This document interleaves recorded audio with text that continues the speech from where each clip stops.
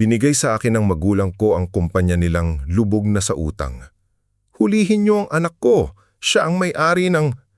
Bago tayo magumpisa sa ating istorya, i-comment mo naman kung taga saan ka at anong oras ka nanonood ngayon.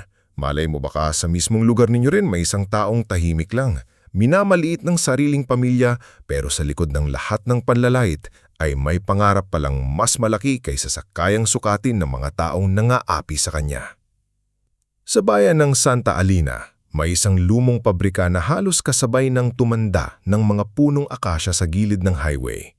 Sa harapan nito ay nakasabit pa rin ang kupas na karatulang bakal na may nakasulat na Vandal Precision Parts.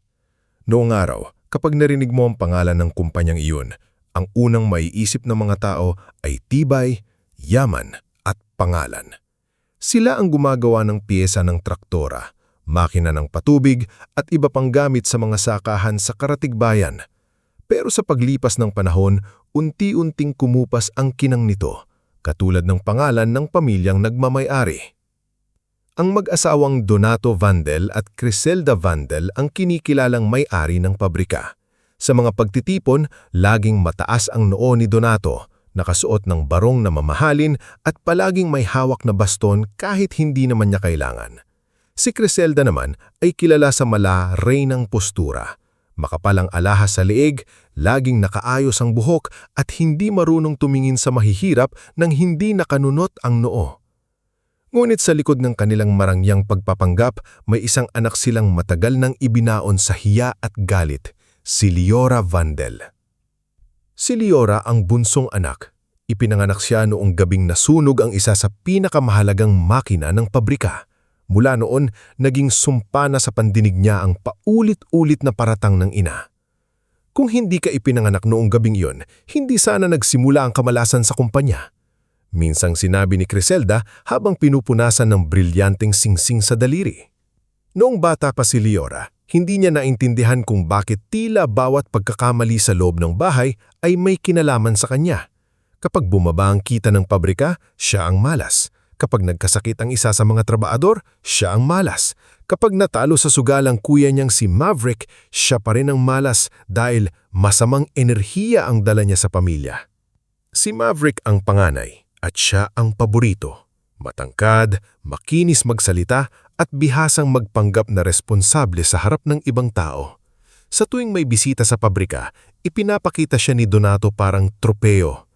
Ito ang anak kong magmamana ng Vandal Precision Parts. Pagmamalaking sabi ni Donato habang tinatapik siya sa balikat si Maverick. Magaling sa negosyo, marunong humawak ng tao. Ngunit ang totoo, mas madalas pang nakita si Maverick sa sabungan, sa bar o sa loob ng kotse niyang bagong bili kaysa sa opisina. Kapag nandun siya sa pabrika, hindi para magtrabaho kundi para manigaw ng empleyado o manghingi ng cash advance mula sa cashier. Samantala, si Leora ang laging nasa likod ng pabrika. Hindi siya pinapaupo sa conference room, hindi siya pinapaharap sa mga kliyente, hindi siya binibigyan ng titulo. Pero siya ang gumigising ng maaga para tignan ang inventoryo. Siya ang nag-aayos ng delivery schedule kapag nagkakagulo ang dispatch. Siya ang kinakausap ng mga trabahador kapag delayed ang sahod. Siya rin ang tumutulong sa accounting kapag may hindi magtugmang numero sa ledger. Leora, pakicheck nga kung bakit kulang ng 2 kahon ng shipment sa San Isidro. Tawag ni Mireya Solon, ang tahimik na accountant ng pabrika. Opo Ate Mireya, sagot ni Leora. Hawak ang clipboard at lapis na halos maubos na sa kapupudpod. Si Mireya ay isa sa mga iilang taong hindi tumingin kay Leora bilang pabigat. Payat siya, laging nakaipit ang buhok at may mga matang parang laging nagbabasa ng lihim.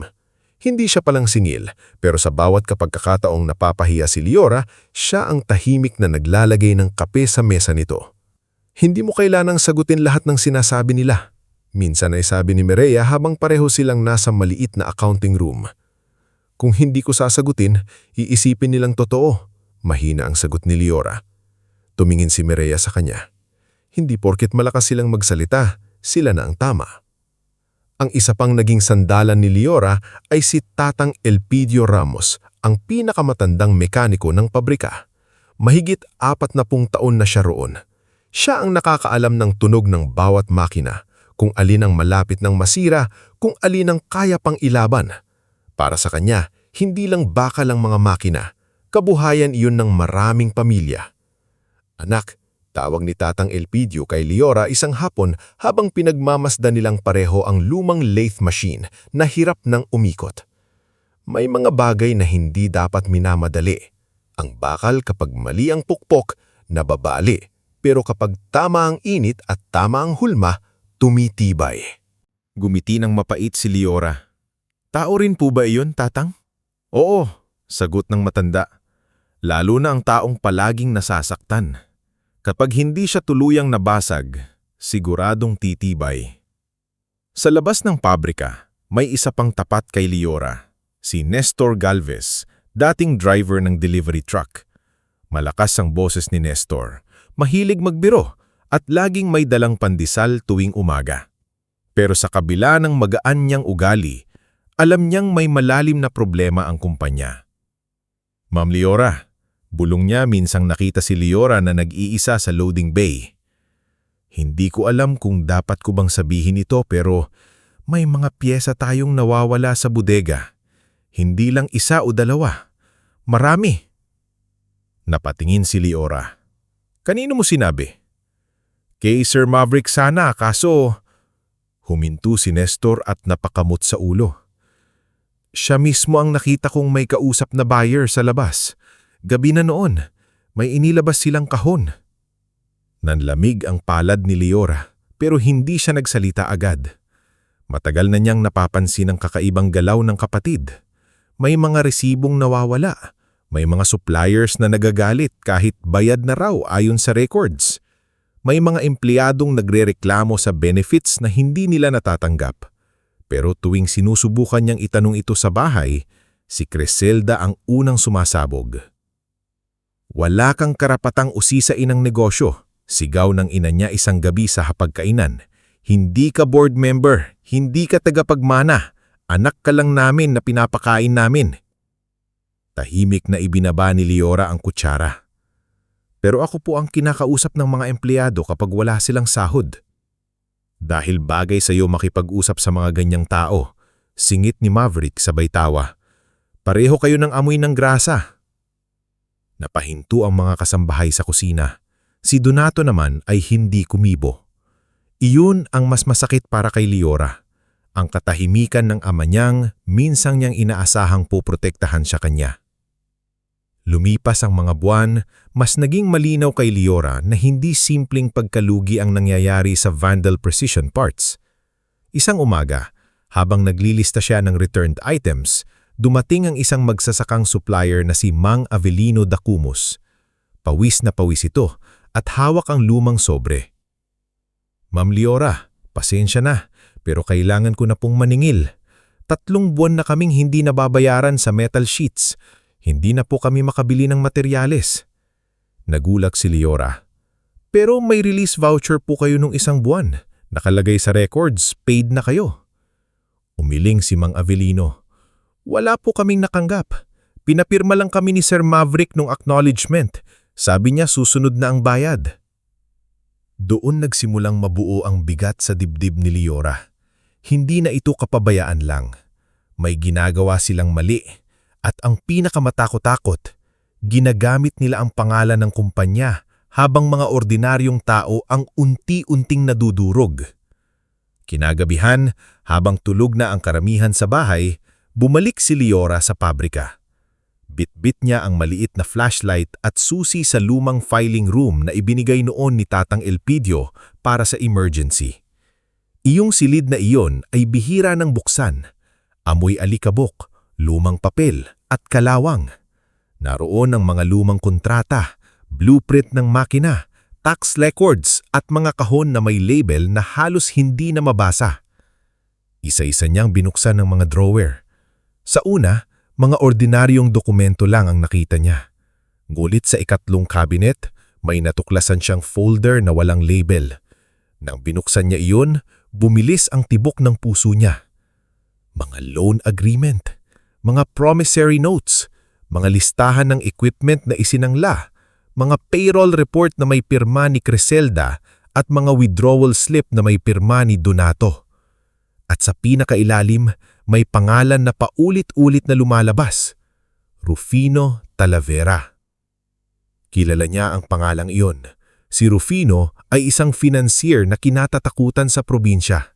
Mayabang, palaging naka-Amerikana kahit mainit, at kilalang nagpapautang sa mga negosyong nalulugi kapalit ng halos imposibleng interes. Kapag hindi nakabayad ang kumpanya, hindi lang pera ang kinukuha niya ang buong negosyo. Napaupo si Liora sa sahig habang nanginginig ang kamay sa hawak na papel. Ganito pala kalala, bulong niya. Hindi lang pala palubog ang kumpanya, halos hindi na ito kanila. Unti-unti na itong kinakain ng utang, kasinungalingan at sariling kasakiman ng pamilya niya. Habang binabasa pa ang ibang dokumento, nakita niya ang mas nakakadurog na bahagi. May ilang worker benefits na nakalistang released pero hindi kailanman natanggap ng mga empleyado. May pondo para sa medical assistance ni Orlan Pavia na isang warehouse clerk na naaksidente noon. Pero na-withdraw iyon sa personal na account na konektado kay Criselda. May education allowance para sa anak ni Isabel Cordero pero ginamit iyon sa isang luxury resort booking. Napaluhod si Liora, hindi dahil mahina siya, kundi dahil sobra ang bigat ng katotohanan. Naalala niya si Isabel na minsang umiiyak sa pantry kahit hindi makabili ng gamot para sa anak. Naalala niya si Orlan na pumapasok kahit pilay dahil takot mawalan ng trabaho. Naalala niya si Tatang Elpidio na nag-aambag mula sa maliit niyang sahod para lang may pangmeryanda ang mga helper sa pabrika. At ang pamilya niya, ang mga taong laging nagsasabing siya ang talagang malas, ang tunay na nakakasira ng buhay ng lahat. Maya-maya, narinig niya ang mahinang yabag sa labas ng filing room. Muntik na siyang pumatayo sa dulat. Gulit bumukas ang pinto at lumitaw si Tatang Elpidio. "Alam kong may tao rito," sabi ng matanda. "Ikaw pala, anak." Hindi na napigilan ni Liora ang luha. Iniabot niya ang mga papel. Tahimik itong binasa ni Tatang Elpidio. Habang tumatagal, lalong kumikirot ang mukha nito. "Matagal ko ng kutob," mahina niyang sabi. "Pero hindi ko akalaing pati benepisyo ng mga tao kinuha nila." "Ano pong gagawin ko?" tanong ni Liora. "Kung magsasalita ako, sasabihin nilang sinisiraan ko sila. Kung tatahimik ako, mas marami pang masasaktan." Lumapit si Tatang Elpidio at ipinatong ang magaspang na kamay sa balikat niya. "Hindi mo kailangang lumaban ng maingay agad. Minsan ang pinakamatalinong laban nagsisimula sa tahimik na pag-iipon ng katotohanan." Kinabukasan, hindi nagwala si Liora. Hindi siya sumigaw sa hapagkainan. Hindi niya hinarap si Maverick. Hindi niya sinumbatan si Criselda. Sa halip, nagsimula siyang kumilos ng mas maingat. Tinawagan niya ang kaibigan niyang si Althea Morado, isang childhood friend na matagal na niyang hindi nakikita mula nang lumipat ito sa Maynila para maging abogado. "Althea," sabi ni Liora sa telepono, pinipigilan ng panginginig ng boses. "Kailangan ko ng tulong. Hindi ito simpleng away pamilya. May mga empleyadong ninanakawan, may mga dokumentong pinepeke. At natatakot ako na kapag hindi ako kumilos, baka isang araw ako ang gamitin nilang panangga." Tumahimik sandali si Althea sa kabilang linya bago sumagot. "Makinig ka sa akin, Liora. Huwag kang pipirma ng kahit ano.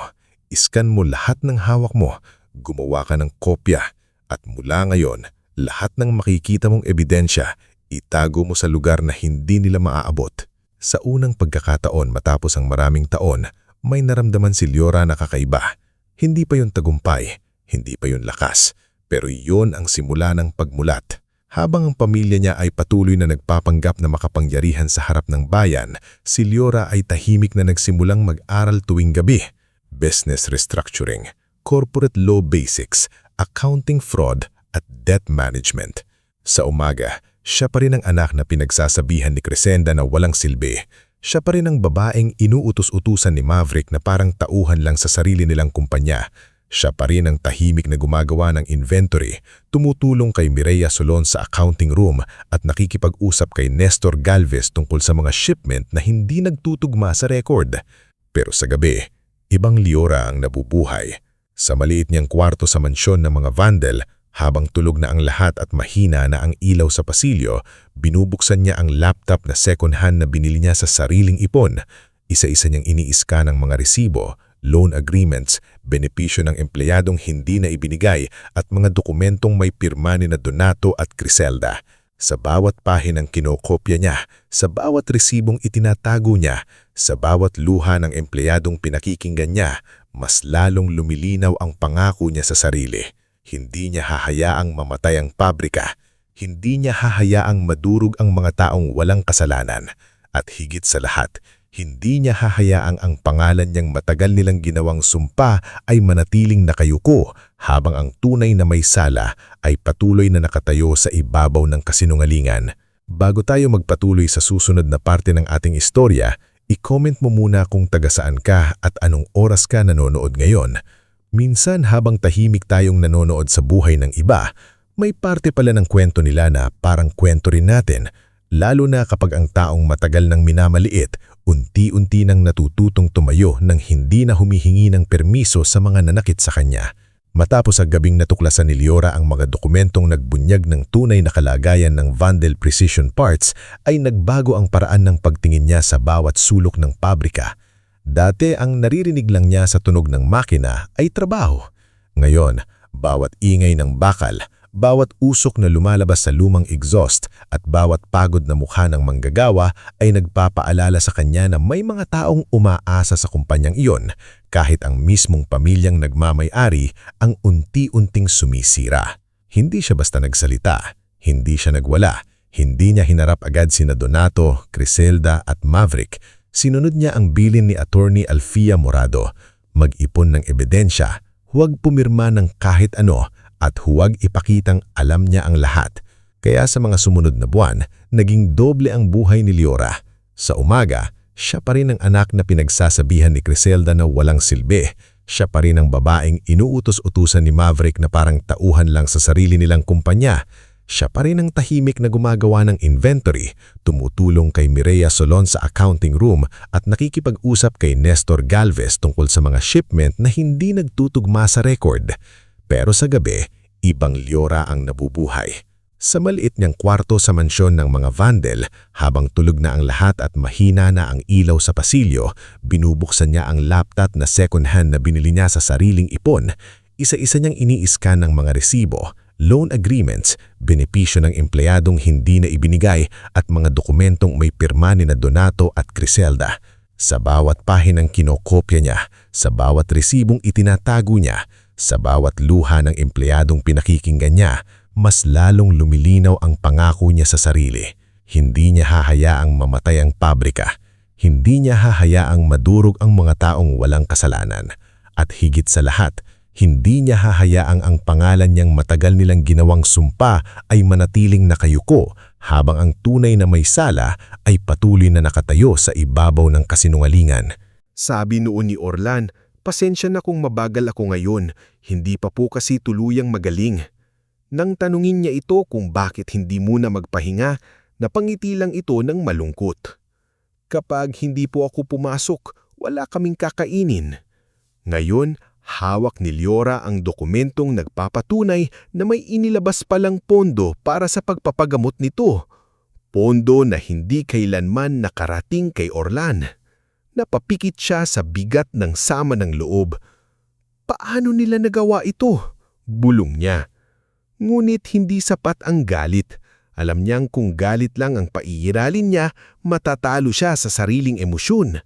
Kaya nagpatuloy siya. Mas naging maingat, mas naging tahimik. Hanggang isang gabi, tuluyan nang sumabog ang lahat sa loob ng bahay. Nagsimula iyon sa hapunan. Nakaupo sila sa mahabang lamesa, ngunit gaya ng dati, parang hindi pamilya ang magkakasalo kundi mga taong naghihintayan kung sino ang unang magkakamali. Si Donato ay nakakunot ang noo habang hawak ang isang folder. Si Criselda naman ay abala sa cellphone, nagrereklamo sa kausap tungkol sa hindi raw magandang serbisyo ng isang salon. Si Maverick naman ay kakarating lang, amoy alak at nakangisi na parang walang problemang kinakaharap ang kumpanya. Liora, malamig na tawag ni Donato. Napatingin siya sa ama. Po. Inihagis ni Donato ang folder sa mesa. Pirmahan mo yan bukas. Hindi agad kinuha ni Liora ang folder, tinitigan niya muna ang ama. Ano po ito? Authorization papers, sagot ni Donato. May ilang assets ng kumpanya na kailangang ilipat sa pangalan mo. Temporary lang. Bahagyang kumunot ang noo ni Liora. Binuksan niya ang folder at mabilis na binasa ang unang pahina. Hindi pa siya tapos sa ikalawang linya, alam na niya agad ang ibig sabihin. Hindi ito simpleng authorization. Para itong dokumentong maglalagay sa kanya bilang guarantor sa ilang personal at corporate loans. Humigpit ang hawak niya sa papel. Hindi ko po ito pipirmahan. Tumigil sa pag-scroll si Criselda. Anong sinabi mo? Hindi ko po pipirmahan. Inulit ni Liora, mas malinaw na. Tumawa si Maverick. Aba, may lakas ng loob ang tagalinis ng filing room. Tumayo si Donato, namumula ang mukha. Pinakakain ka namin, pinatitira ka sa bahay na ito, tapos hindi ka susunod. Tumayo rin si Liora. Hindi siya sumigaw, pero naninginig ang boses niya sa pagpipigil. Kung simpleng tulong po ito, bakit ako ang kailangang pumirma? Bakit hindi si Kuya Maverick ang pumirma kung siya ang tagapagmana? Nawala ang ngisi ni Maverick, si Criselda naman ay biglang tumayo at itinuro siya. Dahil wala kang silbi kundi maging panangga sa pamilya, kung hindi mo pipirmahan iyan, lumayas ka sa bahay na ito. Tahimik ang buong dining room, pati mga kasambahay sa kusina ay hindi gumagalaw. Tumingin si Liora kay Donato, umaasang kahit isang beses ay pipiliin nitong maging ama bago maging negosyanteng duwag. Ngunit umiwas lang itong tingin. Doon niya naintindihan, wala na siyang hinihintay sa bahay na iyon. Kung iyon po ang gusto ninyo, hinahang sabi ni Liora, aalis ako. Hindi siya pinigilan. Kagabihan ding iyon isinilid ni Liora ang ilang damit, mga dokumentong nakopya niya, lumang litrato ni Tatang Elpidio na kasama ang unang batch ng empleyado ng pabrika at ang maliit na pera na iipon niya mula sa pagtuturo ng bookkeeping sa anak ng ilang trabahador. Habang pababa siya ng hagdan, nakatayo si Criselda sa may sala. Huwag kang babalik dito na parang inaapi ka, sabi ng ina niya. Wala kang mapupuntahan. Huminto si Liora, ngunit hindi lumingon. Meron po, sagot niya. Sa mga taong hindi ako kailamang apakan para lang maramdaman nilang mataas sila. Lumabas siya ng mansyon na bitbit ng maliit na maleta at puso niyang halos pira-piraso. Umuulan noon, walang driver, walang payong. Naglakad siya hanggang sa kanto kung saan may maliit na terminal ng tricycle. Basa ang huhok niya, nanginginig ang hang niya, ngunit kakaibang gaan ang naramdaman niya. Sa unang pagkakataon, wala na siya sa ilalim ng bubong ng mga taong paulit-ulit silang tinuruan na wala siyang halaga. Nakahanap siya ng maliit na apartament sa tabi ng palengke, sa ikalawang palapag ng isang lumang gusali na pag-aari ni Aling Vebina Sarmiento, isang biyudang may sari-sari store sa ibaba. Maliit ang kwarto, may tagasangkisa may kapag malakas ang ulan, at manipis ang pader kaya rinig niya ang tilaok ng manok at tawaran ng mga mamimili tuwing umaga. Pero kay Liora, iyon ang unang lugar na natawag niyang kanya. Kaya mo ba rito, iha? Tanong ni Aling Vebina habang inaabot ang susi. Ngumiti si Liora kahit pagod. Kakayanin ko po. Nagsimula siyang magtrabaho ng walang pahinga. Sa umaga, tinatanggap niya ang bookkeeping jobs ng maliliit na tindaan, rice mill at suppliers. Sa hapon, tumutulong siya sa ilang kooperatiba na ayusin ng kanilang records. Sa gabi, nagtuturo siya ng basic accounting sa mga anak ng empleyado at maliliit na negosyante. Hindi malaki ang kita pero sapat para mabuhay, mag-ipon at higit sa lahat, magsimulang bumuo ng pangalan na hindi nakasandal sa apelidong Vandel. Doon niya nakilala si Kael Arandia. Unang nagkita sila sa maliit na opisina ng San Isidro Farmers Cooperative, kung saan tinulungan ni Liora ang grupo na ayusin ang utang at delayed payments mula sa mga manufacturer. Si Kael naman ay dating bank analyst na kinuha ng kooperatiba bilang financial consultant. Tahimik siya, seryoso, at may matang sanay magbasa hindi lang ng numero kundi ng takot sa likod ng bawat pirma. Liora Vandel, tanong niya nang makita ang pangalan niya. Bahagyang nanigas si Liora. Oo, may problema ba sa apelido ko? Tinignan siya ni Kael ng mahinahon. Wala, pero kilala ang pamilya ninyo sa industriya. Hindi ibig sabihin nun kilala mo na ako, sagot niya. Hindi na nagsalita agad si Kael. Sa halip, binuksan niya ang spreadsheet na ginawa ni Liora at pinag-aralan ito ng mabuti. Malinis ang trabaho mo, sabi niya matapos ng ilang minuto. Mas malinaw pa kaysa sa reports ng ilang kumpanyang milyon ang binabayad sa consultants. Hindi alam ni Liora kung matutuwa ba siya o magdududa. Sanay siyang kapag pinupuri siya, may kapalit na panlalait sa dulo. Salamat, maingat niyang sagot. Doon nagsimula ang kanilang profesional na samahan. Sa mga sumunod na linggo, magkasama nilang inayos ang financial records ng kooperatiba. Nalaman ni Kael na umalis si Kael sa bangko matapos siyang pilitin ng dating boss na pagtakpan ang isang illegal loan approval. Hindi ako santo, sabi ni Kael minsang nagkape sila sa karinderya sa tabi ng palengke. Pero may hangganan ng kaya kong sikmurain. Kapag alam nung may maliliit na taong mawawalan ng bahay dahil sa peking numero, hindi mo na pwedeng sabihing trabaho lang yun. Napatingin si Liora sa anya. Sa unang pagkakataon, may nakausap siyang hindi kailangang kumbinsihin kung bakit mali ang mali. Unti-unti ipinakita ni Liora kay Kael ang ilang bahagi ng problema ng Vandel Precision Parts. Hindi lahat, ngunit sapat para maintindihan nitong may mas malalim siyang laban. Kung totoo ang mga hawak mong documents, sabi ni Kael habang tinitignan ng kopya ng ilang debt papers, hindi na lang ito family dispute, corporate fraud na ito. Pero may isa pang bagay na dapat mong malaman. Ano? Ang utang ng kumpanya ninyo, pwedeng bilhin. Natahimik si Liora. Ipinaliwanag ni Kael na kapag ang isang kumpanya ay lubog sa utang, may mga creditors na handang benta ang claims nila sa mas mababang halaga para lang makabawi. Kung mabibiling ni Liora ang ilan sa mga utang, liens at supplier claims, magkakaroon siya ng legal leverage.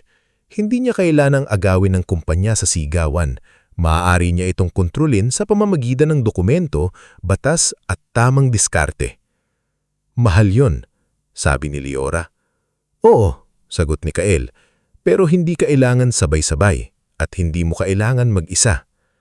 Sa tulong ni Althea, nagsimulang gumalaw si Liora ng lihim. Gumawa sila ng maliit na consulting firm na hindi direktang nakakabit sa pangalang Vandel. Si Severino Ibarra, ang isang tahimik na negosyante na dating natulungan ni Tatang Elpidio noong nagsisimula pa lang sa machine repair, ay pumayag na maging investor matapos marinig ang plano ni Liora. Hindi ako mamumuhunan dahil naaawa ako sa iyo. Mamumuhunan ako dahil malinaw ang plano mo. At dahil kilala ko si Elpidio, kung naniniwala siya sa iyo, may rason. Mula noon, nagsimulang bilhin ni Liora ang maliliit na utang ng Vandel Precision Parts. Una, supplier claim ni Mang Avelino. Sunod, unpaid metal deliveries mula sa bayan ng Salvacion. Pagkatapos, ilang equipment liens na halos binitawan na ng bangko dahil akala nila wala ng halaga. Hindi ito mabilis. Inabot ng buwan. May mga gabing hindi natutulog si Liora, may mga araw na kanin at itlog lang ang kinakain niya para makatipid, at may mga pagkakataong napapaupo siya sa sahig ng apartment dahil pakiramdam niyang hindi niya kakayanin ang bigat nito. Pero sa bawat pirma, sa bawat claim na nabibili, may unti-unting bumubuong kapangyarihan sa mga kamay niya. Habang si Liora ay lihim na umaangat, lalong lumulubog ang pamilya Vandel. Si Maverick ay nagpasok ng imported machine parts na palpakang kalidad. Maraming kliyente ang nagreklamo. Si Criselda naman ay nagdaos pa ng engrande birthday party sa isang hotel para patunayang hindi raw sila naghihirap.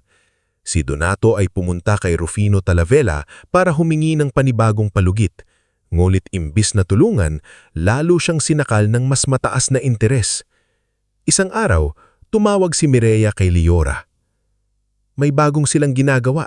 Bulong nito sa telepono. Naghahanap sila ng paraan para ilipat sa iyo ang ownership. Narinig ko si Sir Donato. Sabi niya, kapag may humabol na pulis o creditors, ikaw ang ihaharap nila. Humigpit ang hawak ni Liora sa cellphone. Hindi na siya nagulat, ngunit masakit pa rin. Iba pala ang sakit kapag kahit alam mong kaya ka nilang saktan, umaasa pa rin ang maliit babahagi ng puso mo na hindi nila gagawin. May pinapapirma ba sila? Tanong niya. Oo, may pinapagawa silang documents kay Brix Calderon, mukhang backdated. Pumikit si Liora. Si Brix Calderon, dating supervisor na palaging sunod-sunuran kay Maverick kapalit ng komisyon at pabor. Salamat Ate Mireya, sabi ni Liora. Huwag kang papahuli at huwag mong kukunin ang original documents kung delikado. Pagkatapos ng tawag, tahimik na naupo si Liora sa maliit niyang lamesa. Nasa harap niya ang folder ng mga nabili na niyang death claims. Hindi pa kumpleto pero sapat na para masimulan ang mas malaking hakbang. Dumating si Kael dala ang kape at tinapay mula sa baba. Nabalitaan ko, sabi niya matapos makita ang mukha ni Liora. Plano nila akong gawing panangga, mahina niyang sagot. Ako ang ipapakita nilang may-ari kapag dumating ang mga pulis. Umupo si Kael sa tapat niya. Kung gagawin nila iyon, kailangan mong maging handa. Tumingin si Liora sa mga dokumento. Sa loob ng maraming taon, hinintay niyang mahalin siya ng pamilya niya. Hinintay niyang makita nila ang pagod niya, ang sakripisyo niya, ang halaga niya. Pero ngayon, malinaw na ang katotohanan. Hindi niya kailangan ng pagkilala nila para maging buo. Kumpletuhin natin, sabi niya, matatag na ang boses. Bilhin natin ang natitira pang claims at kapag dumating ang araw na ituturo nila ako sa harap ng lahat, sisiguraduhin kong batas mismo ang sasagot sa kanila. Sa labas, nagsisimula ng umulan. Tumutulo na naman ang kisame ng maliit niyang apartment at kailangan niyang ilipat ang palanggana sa tamang pwesto. Ngulit kahit simple, sira at malayo sa marangyang mansyon na dati niyang tinitirhan, doon unang naramdaman ni Liora na hindi siya talunan. Dahil sa gabing iyon, hindi na siya ang anak na pinalayas. Siya na ang babaeng tahimik na bumibili ng kinabukasan na akala ng pamilya niya ay habang buhay nilang kontrolado. Bago tayo magpatuloy sa ating istorya, i-comment mo naman kung taga saan ka at anong oras ka nanunood ngayon. Dahil sa parte na ito, makikita natin na may mga taong akala nila habang buhay nilang kayang kontrolin ang kwento ng ibang tao hanggang sa dumating ang araw na ang katotohanan na mismo ang magsasalita para sa taong matagal nilang pinatahimik. Mula sa maliit na apartment sa tabi ng palengke, unti-unting naging tahimik ngunit matatag ang mundo ni Liora Vandel. Hindi pa siya mayaman sa paningin ng ibang tao, hindi pa siya nakasuot ng mamahaling damit, wala pa siyang sariling opisina na may salaming pader o sekretaryang sumasagot sa telepono. Ngunit sa loob ng lumang mesa niya, sa pagitan ng mga folder, resibo at legal documents, hawak na niya ang bagay na hindi kailanman inisip ng pamilya niyang makakamit niya. Kapangyarihang legal, malinis at pinaghirapan. Ilang buwan matapos sabihin ni Kael Arandia na kailangan nilang bilhin ang natitira pang claims, halos hindi na nagpahinga si Liora. Hindi siya nagmadali sa paraang pabigla-bigla. Isa-isa niyang kinausap ang mga dating supplier na nawalan ng pag-asa sa Vandal Precision Parts. May iba na galit pa rin sa apelyido niya. May iba na ayaw siyang papasukin sa gate. May iba na halos itaboy siya dahil sa paniniwalang pareho lang siya kina Donato, Criselda at Maverick. Isang hapon, pumunta siya sa maliit na bodega ni Mang Avelino Dacumos, ang supplier ng metal sheets na matagal nang hindi nababayaran. Nakaupo siya sa harap ng mesa, hawak ang makapal na folder ng mga utang. Bakit pa kita kakausapin? Malamig na tanong ni Mang Avelino. Vandel ka rin. Ilang beses kaming pinangakuan ng pamilya mo. Ilang beses kaming pinaasa. Halos magsara kami dahil sa inyo. Hindi umiwas ng tingin si Liora. Tama po kayo. At hindi ko po babaguhin iyon sa salita lang. Inilapag niya sa mesa ang cashier's check at legal agreement na inihanda ni Attorney Althea Morado. Hindi ko po hinihinging kalimutan ninyo ang ginawa nila. Ang hinihingi ko lang po ay pagkakataong ayusin ang bahagi ng pinsal na kaya kong ayusin. Babayaran ko ang claim ninyo. legal na ililipat sa akin ang karapatan ninyo bilang creditor at kapag dumating ang panahon, gagamitin ko ito para mapanagot ang totoong kumuha sa inyo ng perang pinaghirapan ninyo. Matagal siyang tinignan ni Mang Avelino. Sa mga mata nito ay may galit, pagod at bahid ng pag-aalinlangan. Ngulit sa huli, mabagal nitong kinuha ang ballpen. Hindi kita pinapatawad para sa kanila, pero naniniwala ako sa taong marunong tumingin sa mata habang humihingi ng pagkakataon. Isa yon sa huling piraso ng puzzle. Sa tulong ni Althea, Kael, Mireya Solon at ng tahimik na investor na si Severino Ibarra, nakuha ni Liora ang sapat na kontrol sa utang, equipment liens at supplier claims para magkaroon ng lehitimong hawak sa kinabukasan ng kumpanya. Hindi pa alam ni Donato at Criselda na ang pader na akala nilang sandala nila ay matagal nang unti-unting nalilipat sa pangalan ng anak na itinakwil nila. Samantala, sa mansyon ng mga Vandel, mas lalong lumalala ang gulo. Halos araw-araw may tumatawag na creditors, may mga demand letter na dumarating, may mga empleyadong humihingi ng atrasadong sahod. Ngunit imbes na harapin ang problema, pinili pa rin ni Donato at Criselda ang pinakamadaling paraan para sa kanila, maghanap ng isisisi. Hindi na pwedeng patagalin ito, sabi ni Donato isang gabi sa loob ng private study habang hawak ang baso ng alak. Kapag kumilos na ang mga pulis, tayo ang unang madadawit. Nakatayo si Criselda sa tabi ng bintana, suot pa rin ang mamahaling seda kahit halatang nanginginig na ang kamay.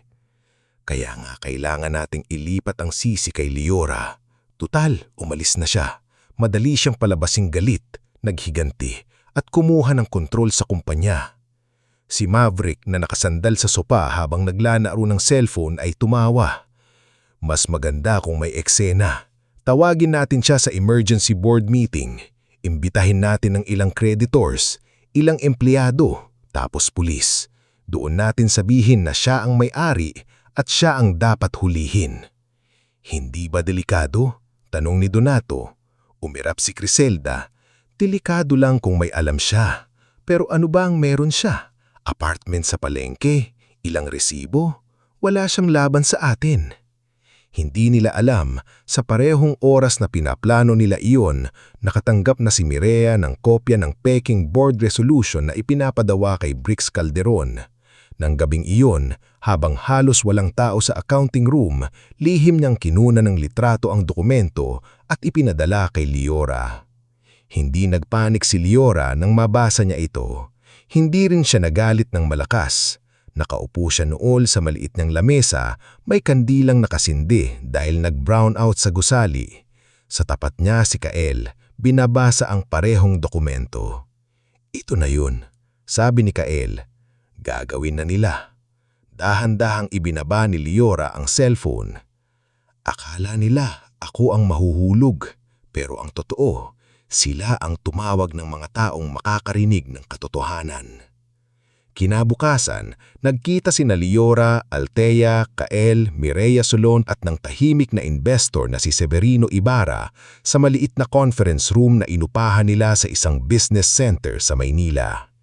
Nandoon sa gitna ng mesa ang lahat ng dokumento, acquired debt instruments, notarized transfer of claims, updated corporate filings, loan purchase agreements, bank confirmations, sworn statements ni Mang Avelino at ilang supplier, pati ebidensya ng worker benefits na hindi naibigay. Mahaba ang meeting, isa-isang sinuri ni Althea ang bawat pahina. Kailangan nating maging maingat. Sabi ni Althea, hindi sapat na tama tayo. Kailangan malinaw, legal at hindi matitinag ang bawat dokumento. Kung magwawala sila sa harap ng pulis, hayaan ninyo. Ang papel ang magsasalita. Paano kung ipahiya nila ako? Tanong ni Liora kahit alam na niya ang sagot. Tumingin sa kanya si Kael. Ginawa na nila yon buong buhay mo. Ang kaibahan ngayon, hindi ka na nag-iisa.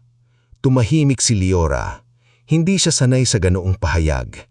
Sa loob ng maraming taon, kahit nasa paligid niya ang maraming tao, pakiramdam niya palagi siyang mag-isa. Ngulit ngayon, nasa paligid niya ang mga taong hindi niya kailangang suyuin para paniwalaan siya. Dumating ang araw ng emergency board meeting makalipas 1 linggo. Umaga pa lang, maaliwalas na ang langit sa Santa Alina pero mabigat ang pakiramdam sa loob ng Vandel Precision Parts. May mga empleyadong nagtitipon-tipon sa production floor, nagbubulbulang habang nakatingin sa lumang administration building. Nandoon si Tatang Elpidio Ramos, nakasandal sa baston, hindi makapali. Nandoon din si Nestor Galvez, nakakunot ang noo habang pinagmamasdan ang 2 pulis patrol na nakaparada sa labas. Si Isabel Cordero at Orlan Pavilla ay parehong tahimik, halatang kinakabahan. Bakit may pulis? Bulong ni Isabel.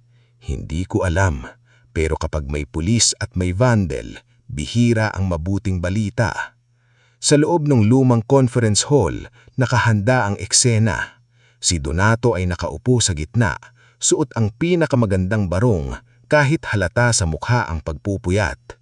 Si Criselda ay punong-puno ng alahas, parang kailangan niyang pakita sa lahat na mayaman pa rin siya. Si Maverick naman ay nakangiti, hawak ang cellphone na nakaredy mag-record. Sa gilid, nandoon si Brix Calderon, pawisan kahit malamig ang aircon. Nandoon din si Major Sandoval Peredo, hepe ng lokal na pulisya, kasama ang 2 opisyal. Tahimik siyang nakamasdan sa lahat. May ilang creditors at supplier na inimbitahan. Akala ni Donato dadagdag sila sa bigat ng eksena kay Liora. Hindi nila alam, ilan sa mga taong iyon ay nakausap na ni Liora. Pumasok si Liora ilang minuto matapos magsimula ang bulbulan. Simple ang suot niya, puting blues, dark slacks at lumang relyo sa kaliwang kamay. Walang alahas, walang kasamang bodyguard, walang malaking pagpapakita ng yaman. Kasunod niya si Althea, bit-bit ang leather folder, at si Kael, hawak ng isang laptop bag. Sa likod nila, pumasok si Severino Ibarra, tahimik na nakamasdan. Natahimik ang silid. Tumaas ang kilay ni Criselda, at talagang may dala ka pang abogado. Kayo po ang nagpatawag ng meeting. Mahinahong sagot ni Liora. Akala ko po kailangan ng malinaw na usapan. Tumawa ng malakas si Maverick. Usapan? Hindi ito usapan. Pagtatapos mo ito. Tinapik ni Donato ang mesa gamit ang daliri. Umupo ka, Liora. Hindi umupo si Liora. Tumayo siya sa may dulo ng mesa, sapat ang layo para makita niya ang lahat. Dito na po ako. Napangingisi si Criselda pagkatapos ay tumayo. Sa tono niyang parang inaaping ina, humarap siya sa mga pulis at creditors. Mga Ginoo, kayo na ang makakarinig. Ang anak naming si Liora ang lihim na nagmaniyobra sa kumpanya. Siya ang naglipat ng ilang records. Siya ang nagdala sa amin sa kapahamakan. At dahil siya na ang may-ari ng kumpanyang ito, ayon sa mga dokumentong hawak namin, siya ang dapat managot sa lahat ng utang at kalokohan. Itinaas ni Donato ang folder na may peking papeles. Major, hinihiling namin na kumilos kayo. Hulihin ninyo ang anak ko. Siya ang may-ari ng kumpanya. Sumabay si Criselda, mas malakas ang boses. Hulihin niyo ang anak ko. Siya ang may-ari ng kumpanya. Parang huminto ang hangin sa silid. Sa labas ng conference hall, narinig ng ilang empleyado ang sigaw ni Criselda. Napasinghap si Isabel. Napahawak si Orlan sa gilid ng pinto. Si Tatang Elpidio naman ay napapikit na parang may kirot sa dibdib. Ngulit sa gitna ng lahat, hindi umiyak si Liora. Hindi siya napaatras. Hindi siya naninig gaya ng inaasahan nila. Sa halip, napatawa siya ng mahina.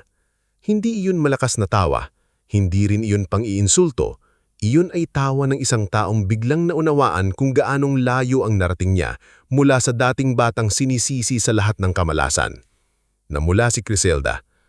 Anong nakakatawa? Tinignan ni Liora ang ina. Nakakatawa po na pagkatapos ninyo akong palaisin, pagkatapos ninyo akong gawing basurahan ng sisi, ngayon niyo lang ako tinawag na may-ari. Major, sigaw ni Donato. Ano pang hinihintay ninyo? Ngunit hindi gumalaw si Major Sandoval. Sa halip, binuksan niya ang folder na dala niya at tumingin kay Donato ng seryoso. Mr. Vandel, bago kami gumawa ng kahit anong hakbang, kailangan naming linawin na may natanggap kaming updated corporate and debt documents mula sa counsel ni Miss Liora Vandel. Na-review na rin ito ng aming legal liaison at ng prosecutor's office. Nawala ang kulay sa mukha ni Maverick. Ano? Lumapit si Althea sa mesa at inilatag ang unang set ng dokumento. Para po malinaw sa lahat, sabi niya, professional, ngunit matalim ang boses. Hindi ipinasa kay Miss Leora Vandel ang kumpanya sa pamamagitan ng peking board resolution na hawak ninyo. Matagal na niyang binili ang majority ng outstanding supplier claims, equipment liens at corporate debt obligations ng Vandel Precision Parts mula sa mga lehitimong creditors. May notarized assignments, bank confirmations at transfer agreements po kami rito. Isa-isang ipinakita ni Althea ang mga papeles sa mga naroon. Tumayo si Mang Avelino mula sa hanay ng suppliers. Totoo yan, sabi niya. Binayaran ni Leora ang utang ninyo sa amin, hindi gaya ng pangakong binitawan ninyo sa amin sa loob ng 2 taon. Nagsimulang magbulbulan ng lahat. Tinuro ni Criselda si Leora. Sinungaling ka, ninakaw mo ang kumpanya namin. Ngayon naman, nagsalita si Mireya. Mula sa likod ng silid, lumapit siya dala ng makapal na folder. Nanginginig ang kamay niya, pero diretsyong-diretso ang tingin. Hindi po niya ninakaw. Ang ninakaw ay ang payroll, benefits at supplier payments na matagal nang nakatago sa accounting records. Tumayo si Maverick. Mireya, mag-ingat ka sa sinasabi mo. Tinignan ni Mireya siya. Matagal na akong nag-ingat, Sir Maverick, kaya nga kumpleto ang kopya ko. Binuksan niya ang folder. Naroon ang duplicate receipts, falsified payroll releases, withdrawals na may pirma ni Criselda at records ng equipment sales na pinirmahan ni Maverick. Si Major Sandoval ay tumingin kina Donato at Criselda. Mukhang hindi si Miss Leora ang kailangan naming tanungin ngayon. Doon unang bumigay ang tapang ni Donato. Hindi ninyo naiintindihan, family matter ito. Hindi na po, sagot ni Althea. Kapag may supplier fraud, payroll manipulation, illegal loan concealment at falsification of corporate records, hindi na po ito simpleng usaping pamilya. Sa labas, narinig ng mga empleyado ang palitan ng salita. Unti-unti silang lumapit sa bukas na pinto. Hindi na sila basta tsismoso. Sila ang mga taong taon-taong nagtiis, naghintay, nagtrabaho kahit kulang ang sahod. At ngayon, sa unang pagkakataon, naririnig nilang may umaamin sa sakit na matagal nilang kinimkim.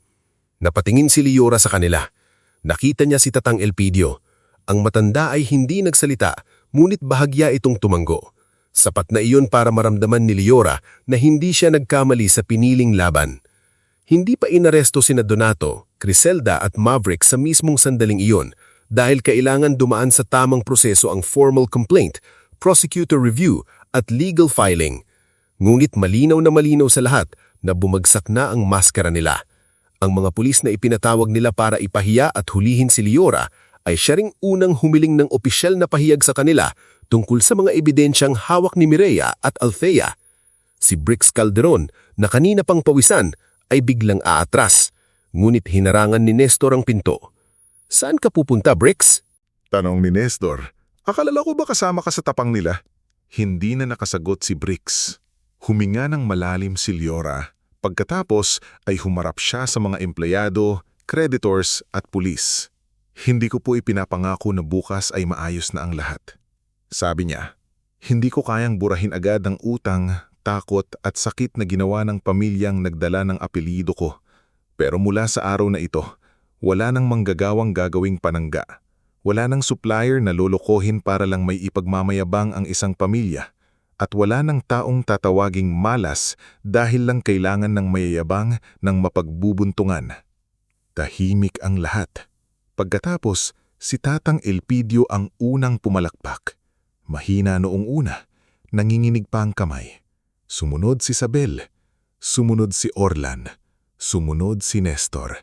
Hanggang sa ang dating conference hall na puno ng takot ay napuno ng palakpak mula sa mga taong matagal nang naghihintay na may lumaban para sa kanila. Hindi ngumiti ng malaki si Leora. Hindi pa tapos ang laban. Marami pang kailangang ayusin, marami pang kailangang bayaran, maraming sugat ang kailangang paghilumin.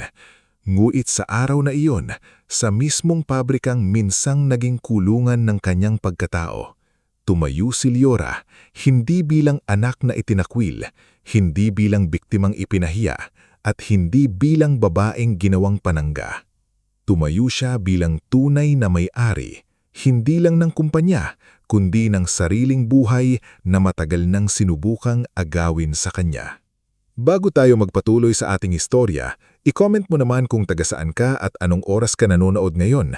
Dahil sa parte na ito, hindi na lang natin makikita kung paano nalantad ang kasinungalingan, kundi kung paano nagsisimulang buuin muli ang buhay ng mga taong matagal nang nasira ng kasakiman, takot at pang-abuso. Matapos ang araw ng pagbubunyag sa conference hall ng Vandel Precision Parts, hindi agad naging magaan ang lahat. Totoo, nalantad na ang pandaraya ni Donato, Criselda at Maverick Vandel. Totoo ring tumayo si Liora Vandel sa harap ng mga empleyado bilang tunay na may hawak ng legal na kontrol sa kumpanya.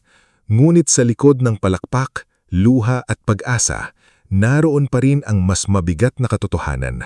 Ang pabrika ay halos wasak na. Maraming makina ang hindi na maayos ang takbo. May mga supplier na takot nang magtiwala.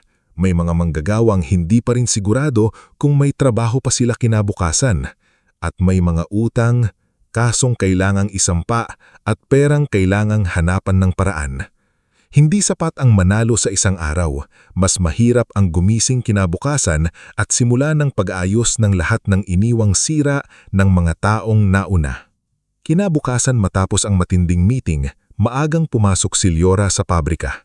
Wala siyang suot na mamahaling blazer o sapatos na nakakapagod lakaran. Nakasuot lang siya ng simpleng long sleeves, dark slacks at flat shoes. Bitbit niya ang isang makapal na notebook, hindi para magpanggap na boss, kundi para isulat mismo ang bawat kailangang ayusin. Sa gate pa lang, nakita na siya ni Nestor Galvez, ang dating delivery driver na matagal nang nakakakita ng mga nawawalang piyesa sa bodega. Tumayo ito mula sa maliit na guard post at bahagyang nag-alangan kung tatawagin siyang Ma'am Liora o Boss. Ma'am, sabi nito, napakamot sa ulo. Tuloy po ba ang trabaho ngayon? Tumingin si Liora sa loob ng pabrika. May ilang manggagawang nakatayo sa malayo, halatang hindi alam kung papasok ba sila o uuwi na lang. Tuloy, sagot ni Liora. Pero bago ang trabaho, kakausapin ko muna ang lahat. Ilang minuto ang lumipas, nagtipon-tipon ang mga empleyado sa production floor. Naroon si Tatang Elpidio Ramos, nakaupo sa monoblock chair dahil hindi na kayang tumayo ng matagal.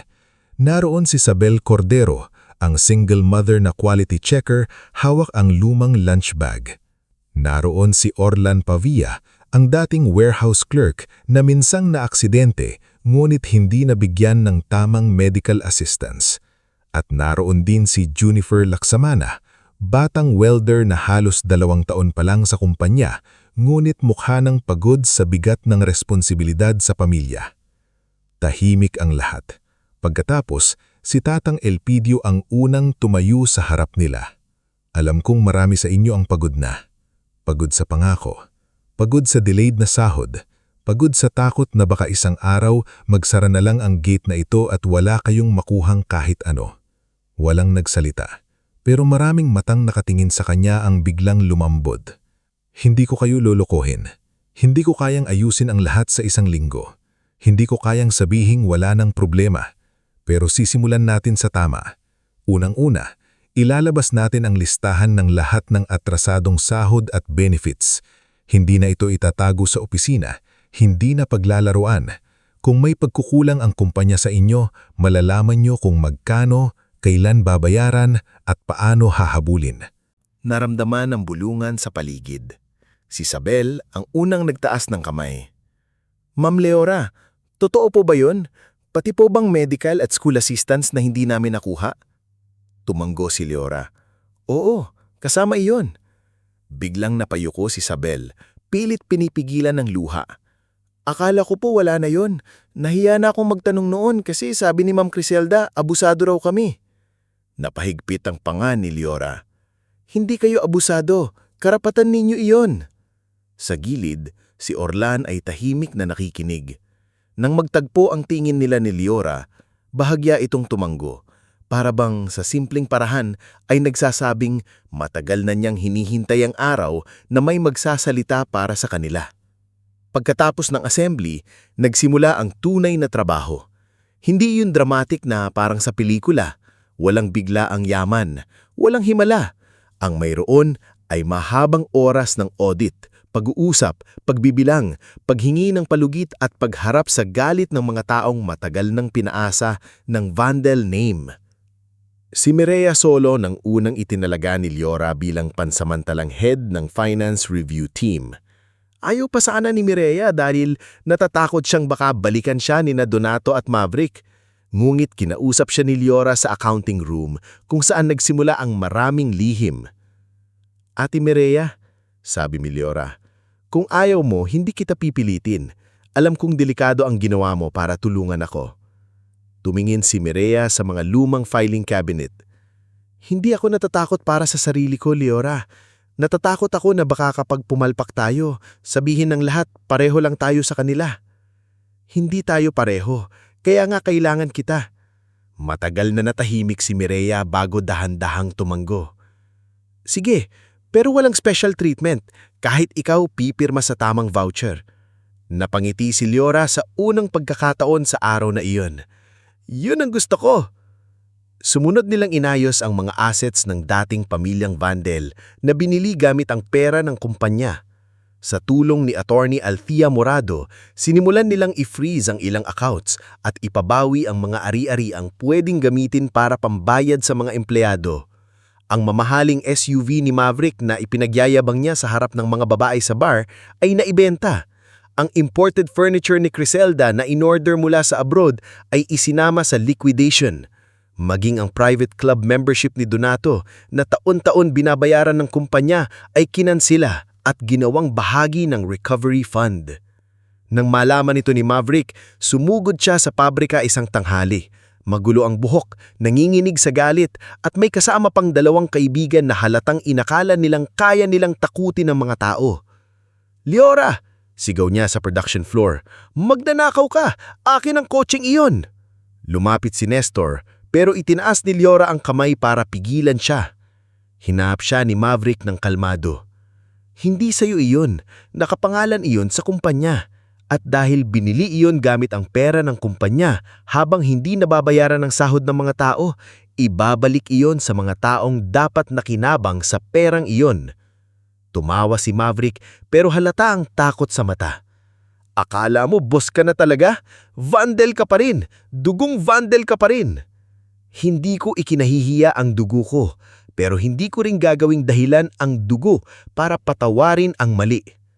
Sinubukan ni Maverick na lumapit pa, ngunit dumating si Major Sandoval Peredo kasama ng isang pulis. Hindi siya inaresto noon, ngunit binigyan siya ng warning dahil sa harassment at pending investigation. Umalis si Maverick na puno ng galit, ngunit sa unang pagkakataon, walang yumuko sa kanya. Habang inaayos ang loob, may panibagong panganib mula sa labas. Si Rufino Talavera, ang financier na matagal nang sumasakal sa kumpanya gamit ang mapanlinlang na loans, ay hindi pumayag na basta mawala ang hawak niya. Isang umaga, nakatanggap si Liora ng demand letter na puno ng pananakot. Nakasaad doon na kung hindi agad magbabayad ng kumpanya ng malaking halaga, ay ipapasa raw ni Rufino sa media ang kwento na inagaw ni Liora ang negosyo ng sariling pamilya. Binasa ni Kael Aranja ang sulat habang nasa maliit na bagong opisina sila na dating storage room. Pananakot, sabi ni Kael, pero hindi ibig sabiing dapat baliwalain. Umupo si Liora sa harap niya. May legal basis ba siya? May ilang loan agreements pero marami rito may illegal interest at base sa documents ni Althea, may clauses na pwedeng questionin dahil may coercion at concealment. Dumating si Althea sa pabrika ng hapon na iyon. Dala-dala niya ang sariling kopya ng loan documents at malinaw ang sinabi. Hindi tayo matatakot kay Rufino pero hindi rin tayo magpapabaya. Kung gusto niyang ilaban ito sa korte, doon tayo mag-uusap.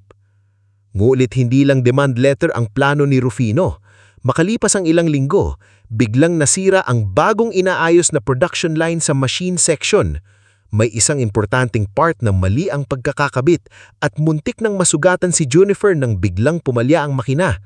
Mabuti na lang at mabilis siyang nahila ni Tatang Elpidio palayo. Patayin ang main switch! Sigaw ni Tatang Elpidio. Nagkagulo ang lahat. Nang masuri ang makina, nakita ni Tatang Elpidio na may sinadyang galawin sa loob. Hindi ito aksidente, sabi niya kay Liora habang hawak ang sirang piyesa. May marunong gumawa nito at alam niya kung saan gagalawin. Agad nilang nireview ang CCTV. Doon nakita si Brix Calderon, dating supervisor na sunod-sunuran kay Maverick na pumasok sa production area matapos ang closing hours.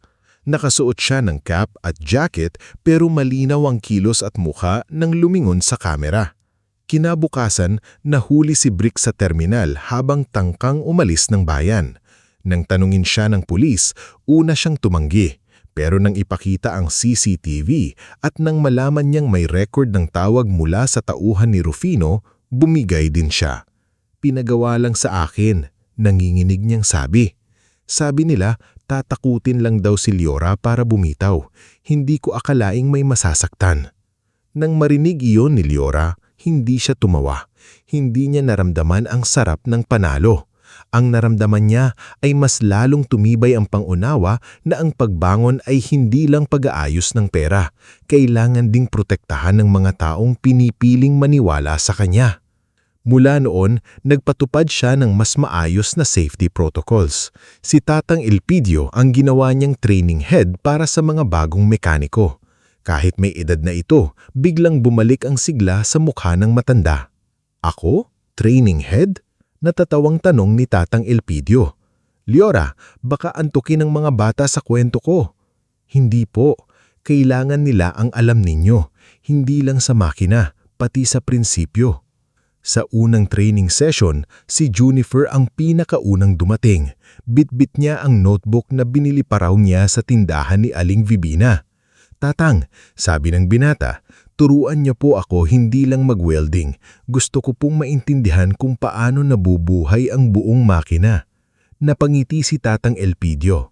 Kung ganyan ka magtanong, malayo ang mararating mo. Sa kabaybay ng pag-aayos ng pabrika, unti-unting lumalim din ang samahan ni Liora at Kael. Hindi iyon bigla ang pag-ibig na parang tinamaan ng kidlat. Mas tahimik iyon, nabuo sa puyat na magkasama nilang binabantayan ang cash flow, nabuo sa mga simpleng kape sa tabi ng sirang photocopy machine, nabuo sa mga gabing si Liora ay napapagod at halos bumigay ngulit hindi siya pinipilit ni Kael na maging matapang kung hindi na niya kaya. Isang gabi, nakita ni Kael si Liora na nag-iisa sa loading bay, nakatingin sa madilim na bahagi ng pabrika. Hindi ka pa umuuwi? Tanong niya. Hindi rin ikaw, sagot ni Liora. Lumapit si Kael at iniyabot ang isang paper cup ng kape. Iniisip mo sila? Sina Mama, Papa at Maverick? Mahina niyang tanong. Oo. Hindi agad sumagot si Liora. Hindi lang yon. Iniisip ko kung bakit kahit alam kong mali sila, may parte pa rin sa akin na nasasaktan. Parang may bata pa rin sa loob ko na nagtatanong kung bakit hindi nila kayang mahalin nang hindi ako ginagamit. Tahimik si Kael sandali. Pagkatapos ay sinabi niya, hindi dahil hindi ka sapat, Liora. May mga taong hindi marunong magmahal nang hindi muna sinusukat kung may mapapala sila. Napatingin siya sa kanya. Paano mo natutunan yon? Sa sarili kong pamilya rin, pero ibang kwento yon. Hindi na siya nagtanong. Sapat na ang presensya nito. Minsan, mga sugat na hindi kailangang halungkayin agad para lang mapatunayan na naiintindihan mo ang sakit ng isa't isa. Lumipas ang 1 taon mula nang tumayo si Liora bilang tunay na may-ari. Hindi naging madali ang bawat buwan, ngulit naging malinaw ang bunga ng kanilang pag-isipan. Nabawasan ang utang, nabuksang muli ang 2 production lines, nakuha nila ang tiwala ng San Isidro Farmers Cooperative, pati na rin ng ilang kooperatiba mula sa Salvacion at Mabini Norte.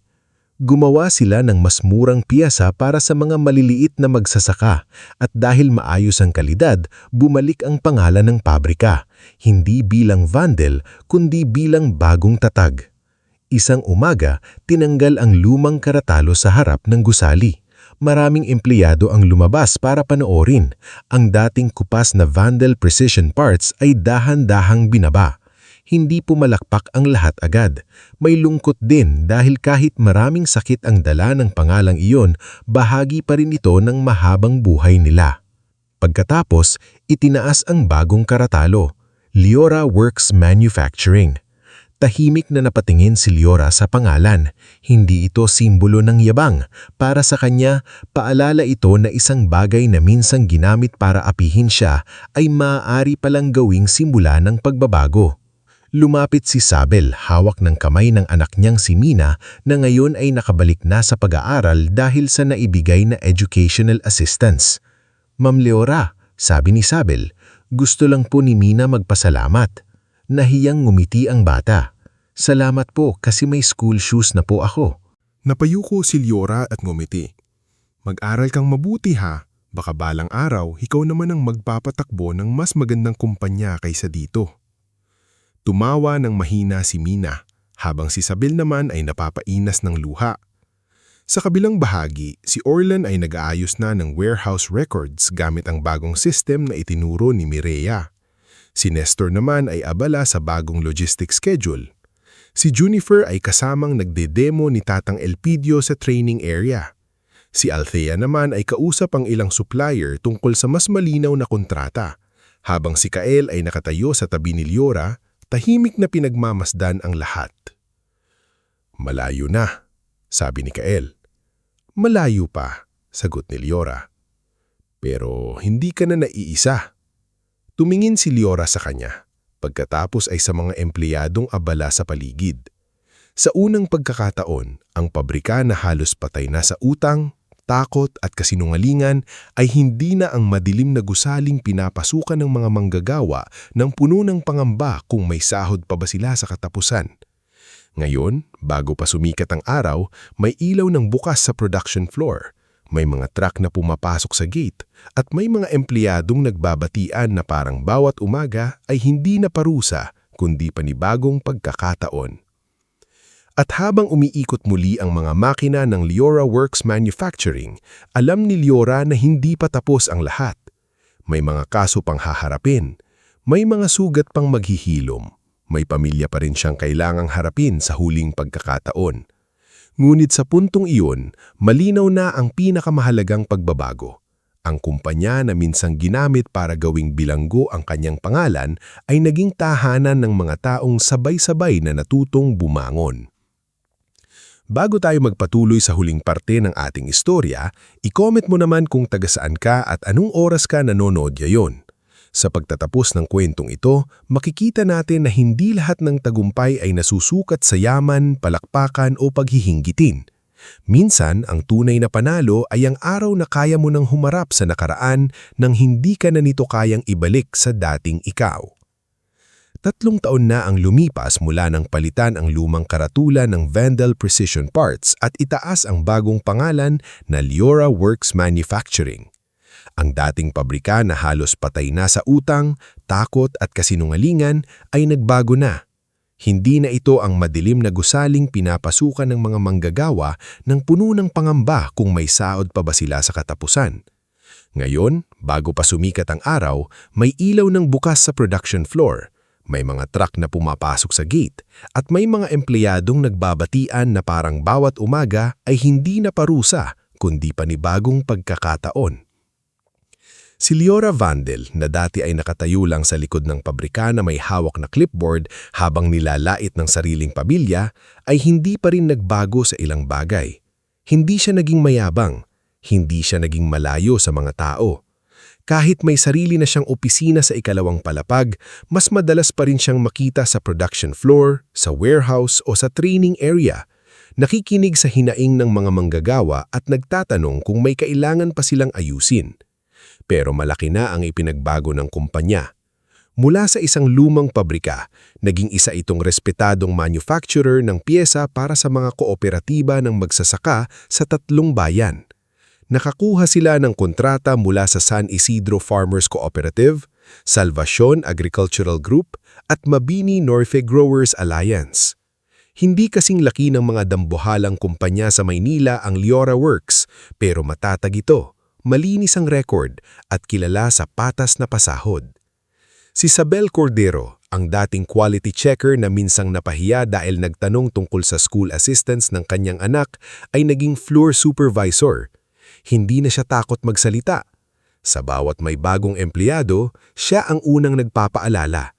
Dito, walang nakakahiya sa pagtatanong. Mas nakakahiyang manahimik kapag alam mong may mali. Ang anak niyang si Mina ay masiglang pumapasok na sa paaralan. Laging bitbit ang maayos na bag at sapatos na dati ay pangarap lang. Tuwing dadalaw ito sa pabrika, hinahanap nito si Liora para ipakita ang medalya o drawing na ginawa sa klase. Si Junifer Laksamana, ang batang welder na muntik ng masaktan noong sinabutahe ni Brix Calderon ang makina, ay nakapagtapos na ng mechanical certification sa tulong ng scholarship program ng kumpanya. Hindi na siya basta tagasunod ng instruction, isa na siya sa mga batang technician na tinuturuan ang mas bagong manggagawa. Si Nestor Galvez naman, ang dating delivery driver na unang nagsabi kay Liora tungkol sa nawawalang piyesa sa bodega, ay namamahala na sa logistics unit. Siya pa rin ang maingay, mahilig magbiro at laging may dalang pandesal. Pero ngayon, mas maayos na ang mga schedule, mas ligtas ang mga biyahe, at walang shipment na nawawala ng hindi nasusuri. Si Mireya Solon ang naging finance director. Marami pa ring natatakot sa seryoso niyang muka, lalo na kapag may mali sa resibo, pero mahal siya ng mga empleyado dahil alam nilang walang perang basta mawawala sa ilalim ng kanyang pagbabantay. Ang accounting room na dati ay pugad ng takot ay naging lugar kung saan malinaw ang proseso at walang lihim na nakatago sa dilim. At si Kael Arandia, na nagsimula bilang financial consultant at naging sandalan ni Liora sa mga panahong halos gumuho siya, ay nanatili sa tabi niya. Hindi lang bilang business partner, kundi bilang taong nakakaintindi sa katahimikan niya. Hindi nila minadali ang pagmamahalan. Lumalim ito sa mga taong magkasama nilang hinarap ang demand letters, creditor meetings, sleepless nights, at mga araw na kailangang piliin ang tama kahit hindi iyon ang pinakamadali. Ngunit kahit nakausad na ang buhay ni Liora, hindi pa ganap na sarado ang sugat ng nakaraan. Ang mga kaso laban kina Donato, Criselda at Maverick Vandel ay umabot sa korte. Hindi ito naging mabilis, hindi ito naging malinis. May mga pagkakataon sinubukan ng kampo ni Donato na palabasing nadala lang sila ng problema sa negosyo. May mga pagkakataon ginamit ni Criselda ang pagiging ina para makuha ang awa ng mga tao. Si Maverick naman ay paulit-ulit na nagsabing sumunod lang siya sa utos ng ama, kahit kitang-kita sa mga dokumento at bank trail na siya mismo ang nagbenta ng ilang makina at tumanggap ng bayad ng palihim. Hindi ginamit ni Liora ang kumpanya para gantihan sila sa labas ng batas. Hindi siya nagpakalat ng paninira. Hindi siya nagbayad ng media para ipahiya sila. Sa halip, pinili niyang maging tahimik at hayaan ang ebidensya ang magsalita. Sa tuwing tinatanong siya ng reporters sa labas ng korte, iisa lang ang sagot niya. Gusto ko lang pong magkaroon ng patas na proseso. Kung may pagkakamali, dapat panagutan. Kung may ninakaw, dapat isauli. Kung may nasaktan, dapat kilalanin ang sakit nila. Maraming hindi nakaintindi kung bakit hindi siya nagniningit sa galit. May ilan pang nagsabing masyado siyang mabait sa pamilyang halos sumira sa kanya. Pero para kay Liora, hindi kabaitan ang pagpili niyang sundin ang proseso. Iyon ang paraan niya para hindi maging katulad ng mga taong nanakit sa kanya. Hindi niya kailangan maging marumi para talunin ang marumi. Isang umaga, dumating ang araw ng huling pagdinig. Maaga pa lang naroon na si Liora sa korte kasama sina Attorney Althea Morado, Kael, Mireya, Nestor, Sabel, Junifer, Orlan at ilang dating empleyadong matagal nang nananahimik ngulit ngayon ay handang magsalita. Sa kabilang hanay, nakaupo sina Donato, Criselda at Maverick Vandel. Malayo na ang itsura nila sa mga taong dati ay naghahari sa mansyon at pabrika. Si Donato ay pumayat, tila laging pagod at hindi na makatingin ng diretsyo. Si Criselda ay nakasuot pa rin ng maayos, ngulit wala na ang dating kinang ng kanyang mga alhas at yabang. Si Maverick naman ay nakayuko, hindi na makangiti. Hawak niya ang sariling kamay parang bata. Nang nagsimula ang pagdinig, isa-isang inilatag ang ebidensya. Ipinakita ang payroll funds na na-withdraw ngunit hindi na ibigay sa empleyado. Ipinakita ang education assistance ni Mina na napunta sa resort booking ni Criselda. Ipinakita ang medical assistance ni Orlan na ginamit sa personal expenses. Ipinakita ang machine sale records na pinirmahan ni Maverick. Ipinakita ang illegal loan agreements na pinasok ni Donato, kapalit ng personal na komisyon mula sa ilang transaksyon kay Rufino Talavera. Nang tawagin si Orlan sa witness stand, tahimik ang buong korte. Maingat siyang lumakad, dala ang lumang folder ng medical records. Totoo po bang hindi ninyo natanggap ang medical assistance na nakalagay sa voucher? Tanong ng prosecutor. Opo, akala ko po wala talaga, kaya pumasok ako kahit hindi pa magaling ang tuhod ko. Kailangan ko pong buhayan ng pamilya ko. Tumingin siya sandali kay Liora bago ipinagpatuloy. Noong nalaman ko pong may pondo pala pero hindi ibinigay. Hindi lang po pera ang nawala. Pakiramdam ko po wala kaming halaga sa kanila. Napayuko si Liora. Hindi dahil siya ang may kasalanan, kundi dahil ramdam niya ang bigat ng bawat salitang patagal nang hindi nasabi. Sumunod na tumistigo si Isabel. Inilahad niya kung paano siya pinahiya ni Criselda noong nagtanong siya tungkol sa school assistance ng anak. Sabi niya po, abusado raw kami. Mahina ngulit malinaw na sabi ni Isabel. Pero hindi po kami nanghihingi ng limos. Karapatan po iyon ng anak ko ayon sa benepisyo ng kumpanya. Sa puntong iyon, hindi na nakatiis si Criselda. Napaiyak siya. Ngulit hindi iyon katulad ng iyak na ginagamit niya noon para makuha ang awa ng iba. Iyon ay iyak ng taong wala nang matataguan. Nang siya na ang tinanong, naputol-putol ang boses niya. Oo, sabi ni Criselda, nanginginig. Ginamit ko ang pera. Akala ko kailangan kong panatilihin ang imahe namin. Ayokong makita ng mga tao na bumabagsak kami. Tumingin siya kay Liora. Sa unang pagkakataon sa buong buhay ng anak, wala sa mukha ni Criselda ang pangmamaliit. Takot, hiya at panghihinayang ang nanroon. Liora, bulong niya. Hindi sumagot si Liora, hindi dahil wala siyang pakialam, kundi dahil alam niyang hindi sapat ang isang tawag sa pangalan para burahin ang maraming taon ng pananakit.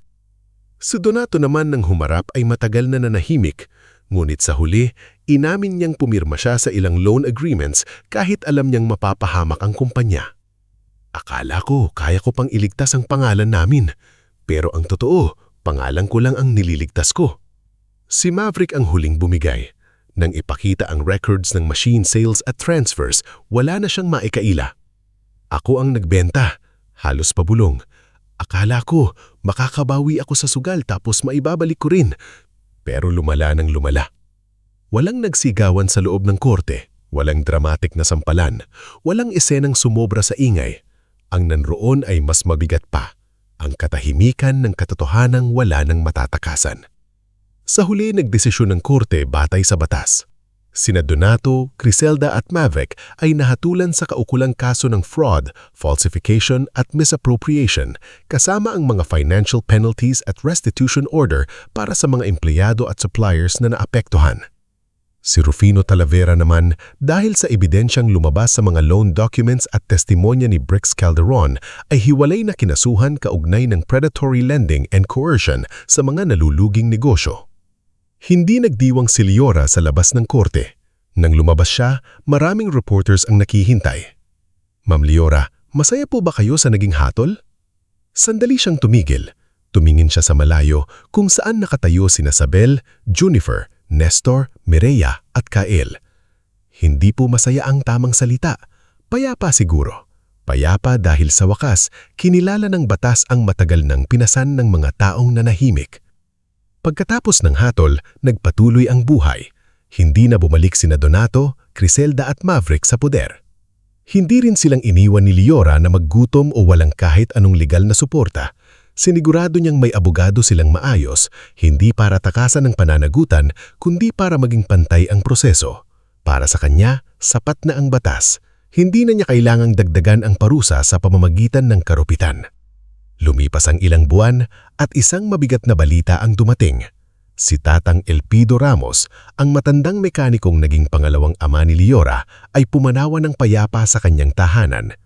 Ayon sa kanyang pamangkin, bago ito pumikit, paulit-ulit daw nitong sinasabing naririnig pa niya sa isip niya ang tunog ng mga makining muling nabuhay. Nang ilibing si Tatang Elpidio, halos buong pabrika ang dumami. Walang ingrandang seremonya pero punong-puno ng respeto. Si Junifer ang nagdala ng lumang toolbox ng matanda. Si Nestor ang naghatid ng bulaklak mula sa mga empleyado. Si Mireya, na bihirang umiyak sa harap ng tao, ay tahimik na nagpahid ng luha. Nang sumalita si Liora sa harap ng puntod, nanginginig ang boses niya. Si Tatang Elpidio ang unang nagsabi sa akin na ang taong palaging nasasaktan, kung hindi tuluyang bumasag, siguradong titibay. Kung may isang dahilan kung bakit hindi ako sumuko, isa siya ron. Pagkatapos ng libing, isinakatuparan ni Liora ang matagal nang pinaglanong plano. Sa bakanteng lote sa likod ng pabrika, itinayo niya ang Elpidio Ramos Skills Center, isang training school para sa mga mahihirap na kabataan na gustong matuto ng machine repair, welding, bookkeeping, inventory management at small business operations. Hindi ito ginawa para sa publicity. Ginawa ito para may lugar ang mga batang kagaya ni Junifer, mga magulang kagaya ni Isabel, at mga manggagawa kagaya ni Orlan na gustong umasenso ngulit walang pagkakataon. Sa unang araw ng pagbubukas, nakatayo si Liora sa harap ng bagong gusali. Sa tabi niya sina Kael, Althea, Mireya, Nestor, Sabel, Junifer at ang 12-12 scholars na unang tatanggapin ng center. Hindi ito charity. Sabi ni Liora sa mga estudyante, ito ay tiwala. Tiwala na kapag binigyan ng tamang gamit, tamang kaalaman at tamang paggalang, ang isang tao ay kayang baguhin ang buhay niya at ang buhay ng pamilya niya. Doon nagsimula ang bagong kabanata ng Liora Works. Hindi na lang ito pabrika, naging tahanan ito ng trabaho, edukasyon at pagbangon. Makalipas ang isang taon, sa garden na itinayo sa loob ng renovated factory compound, ginanap ang kasal ni Liora at Kael. Simple lang ang lahat. Walang hotel ballroom, walang gintong dekorasyon. Ang mga ilaw ay nakasabit sa pagitan ng mga puno, ang mga bulaklak ay inayos ni Isabel at Mina, at ang musika ay mula sa maliit na banda ng mga anak ng empleyado. Si Liora ay nakasuot ng simpleng puting damit, walang mabigat na alahas. Sa kamay niya, hawak niya ang maliit na panyo ni Tatang Elpidio na ibinigay ng pamangkin nito. Habang naglalakad siya, hindi niya kasama ang ama niyang si Donato. Sa halip, sinalubong siya ni Nestor, Mireya, Sabel, Orlan at Junifer, mga taong naging pamilya niya sa panahong itinakwil siya ng sariling dugo. Pagdating niya sa dulo ng aisle, nakatayo si Kael, may ngiting kalmado at matang puno ng pangakong hindi kailangang isigaw. Handa ka na? Bulong niya. Tumingin si Liora sa baligid. Nakita niya ang mga empleyadong tumatawa, nakita niya ang mga scholars na masayang kumakain sa gilid, nakita niya ang bagong karatulan ng Liora Works sa malayo at ang gusali ng Elpidio Ramos Skills Center na tahimik na nakatayo sa likod nito. Oo, sagot niya. Ngayon, handa na talaga ako. Sa kanilang panata, hindi nangako si Kael ng perpektong buhay. Nangako siya ng katapatan sa mga araw na mahihirap, paggalang sa mga sugat na hindi agad naghihilom, at paghawak sa kamay ni Liora hindi para iligtas siya, kundi para sabayan siyang lumakad. Nang si Liora naman ang magsalita, tumigil sandali ang hangin. Buong buhay ko, sabi niya, tinurukan ako ang pangalan ko ay malas, na ang presensya ko ay pabigat, na ang halaga ko ay nakadepende sa kung gaano ako kapakipakinabang sa mga taong hindi marunong magmahal. Pero ngayon, sa harap ng mga taong pinili akong hindi dahil sa apelyido ko, kundi dahil sa puso ko, masasabi kong malaya na ako. Maraming umiyak. Pati si Mireya ay hindi na itinago ang luha. Si Nestor, na ayaw umaming emosyonal siya, ay kunwaring napuyong. Pagkatapos ng kasal, habang nagsasayawan ng mga bisita sa ilalim ng ilaw, lumayo sandali si Liora papunta sa gilid ng pabrika. Naroon pa rin ang ilang bahagi ng lumang pader, hindi nila giniba, bilang paalala ng pinagdaanan. Hinaplos niya ang malamig na semento. Doon siya dating nakatayo bilang anak na pinapagalitan, empleyadong walang titulo at babaeng ginawang panangga sa utang. Dito rin siya unang natutuhang mag-ipon ng lakas, ebidensya at pag-asa. Lumapit si Kael sa kabi niya. Iniisip mo na naman ang lahat. Ngumiti siya. Hindi na masakit gaya ng dati. Magandang senyales yon. Tumingin si Liora sa pabrikang buhay na buhay sa likod nila. Akala ko noon, kailangan kong mapatunayan sa kanila na mahalaga ako. Pero ngayon, naiintindihan ko na, hindi pala kailangang paniwalaan ng mga taong nanakit sa'yo ang halaga mo para maging totoo ito. Kinuha ni Kael ang kamay niya. Sa malayo, tinawag sila ni Mina dahil magsisimula na raw ang huling sayaw. Bago bumalik, muling tumingin si Liora sa pangalan ng kumpanya, Liora Works Manufacturing. Hindi na ito pangalan ng paghihinggil, hindi na rin ito pangalan ng sugat. Ito ay pangalan ng buhay na muling itinayo. Hindi mag-isa, kundi kasama ang mga taong minsang nadurog pero hindi tuluyang sumuko. At sa gabing iyon, sa ilalim ng mga ilaw ng pabrika dating puno ng dilim, natapos ang kwento ni Liora hindi sa paghihinggil, kundi sa kapayapaan. Ang kumpanyang ibinigay sa kanya para siya ang malubog sa utang, naging dahilan para mailigtas niya ang marami. Ang pamilyang nagtulak sa kanya pababa, hindi na niya kinailanang hilahin pabalik. At ang batang minsang tinawag na malas, sa huli, naging simula ng pagbangon ng buong mundo na akala ng lahat ay wala ng pag-asa.